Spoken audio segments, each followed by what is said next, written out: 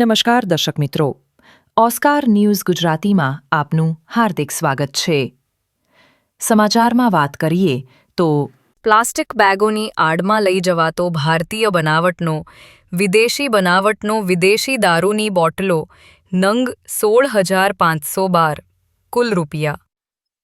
1,21,98,880 તથા ટ્રક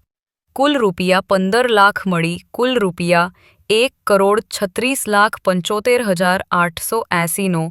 વિશાળ માત્રામાં પ્રોહી મુદ્દામાલ કબજે કરી પ્રોહી ગણનાપાત્ર કેસ શોધી કાઢતી લોકલ ક્રાઇમ બ્રાન્ચ વડોદરા ગ્રામ્ય આરોપી નામ એક